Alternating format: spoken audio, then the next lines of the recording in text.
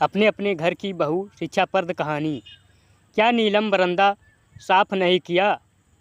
यहाँ बच्चे खेल कूद कर कूड़ा कचरा कर दिए हैं। सासू माँ ने कड़क आवाज़ में अपनी बहू नीलम से कहा तो बहू रसोई घर में खाना बना रही थी। आवाज़ सुनते ही बाहर आकर कहा, मैं खाना बनाकर साफ कर देती हूँ। सासू माँ मोबाइल चलाते हुए बोली, नैना चाची की बहू झाड़ू पोछा करके पूरा घर चमका के रखती है। उनका घर शीशे की तरह चमकता है। नीलम बिना कुछ बोले खाना बनाने लगी। दोपहर को नीलम के ससुर जी खाना खाने आए तो नीलम खाना देने लगी, पर पानी देना भूल गई।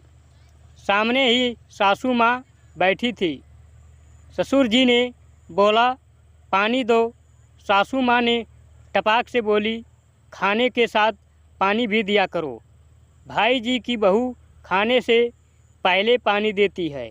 नीलम ने बोला, जी मम्मी जी, आगे से ध्यान रखूँगी। अगले दिन राज नहा कर निकला और उसने बाथरूम में अपना अंडरवियर छोड़ दिया। सासू माँ ने तुरंत अपनी बहू से कहा, राज के नहाने धुलने के बाद अंडरवियर और बाथरूम साफ कर दिया करो।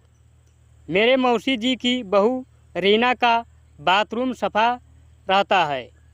नीलम ने बोला, मम्मी जी, अभी तो राज का टिफ़िन तैयार कर रही हूँ, इसके बाद साफ कर दूँगी। राज के चले जाने के बाद सासू माँ और नीलम बैठ के बातें कर रहे थे। तभी बातों बातों में सासू माँ ने बोली, मेरे भाई के बहू जी पूरे घर का ख्याल रखती है, पूरे घर को संभाल लिया है। मेरे अम्मा जी आराम से घूमती है, कोई टेंशन नहीं है। नीलम बोली, शांति भाभी की शादी को 10 साल हो गए हैं। आप पापा जी के साथ कहीं घूमने चले जाइए और पापा से 2-4 बातें भी हो जाया करेंगे। तभी सासू माँ ने टपाक से बोली, ना बाबा, ना, मेरे बस की नहीं है। मेरे घुटनों में दर्द रहता है। अगर घुटने के दर्द बढ़ गई और बिस्तर पकड़ लिया तो मेरी सेवा कौन करेगा? मेरी किस्मत मेरे माँ जैसी थोड़ी ना है। एक दिन के बाद नीलम को अपने सूट सिलवाने के लिए अपनी सासू माँ से कही। सासू माँ ने टपाक से बोली, अरे सामने वाली की बहू तो खुद अपने हाथों से ब्लाउज और सूट सिल लेती है। अपने हाथ से कितनी भी डिजाइन बना लो और कभी भी बनाकर पहन लो।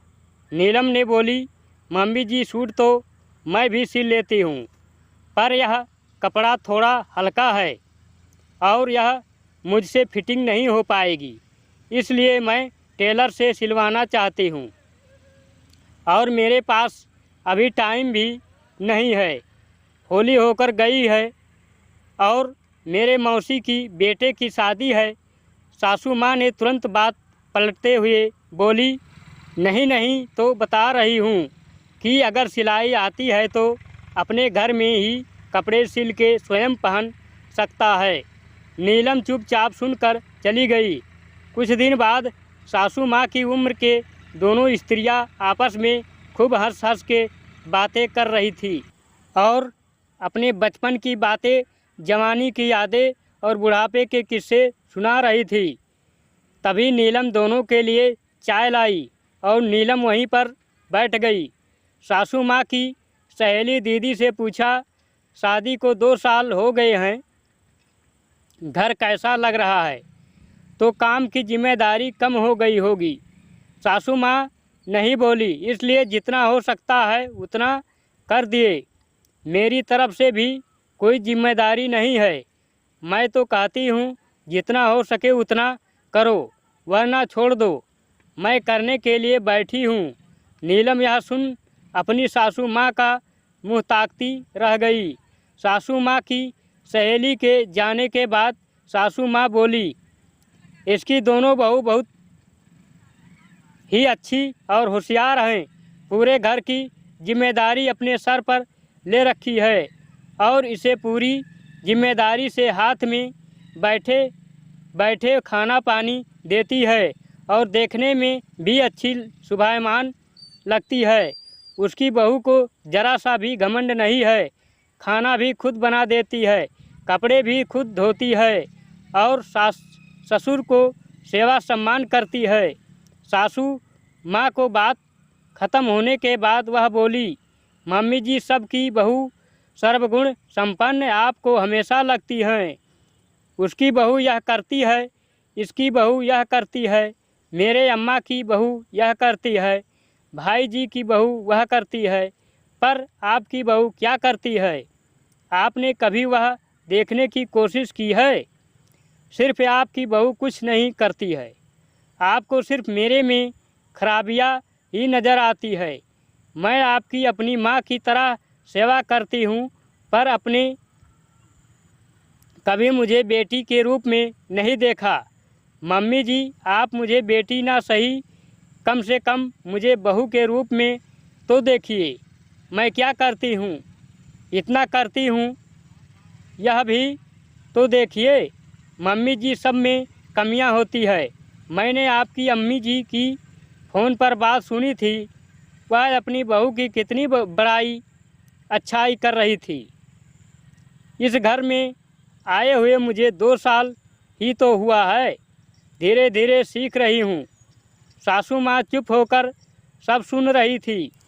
दोस्तों, मैं यहाँ सास को बुरा और बहू को अच्छा नहीं दिखा रहा हूँ। हमारे समाज में बहू की तुलना हमेशा गांव रिश्तेदार से की जाती है, जो कि सही नहीं है। हर घर के अलग अलग नियम होते हैं। अपने घर की बहू को घर के रीति रिवाज बताइए, पर उसकी तुलना किसी के घर की बहू से न करें, क्योंकि आपकी बहू आपकी रहेगी। तो दोस्तों, इस कहानी से सीख मिलती है कि नई बहू को अपने घर की रीति रिवाज समझाइए और स्वयं समझदारी से सिखाएं। धन्यवाद। आपको हमारी कहानी कैसी लगी हमें कमेंट करके ज़रूर बताएं। अगर ये कहानी पसंद आई हो तो वीडियो को लाइक करें। चैनल पर नए हैं सब्सक्राइब करना ना भूलें। Thank you for watching.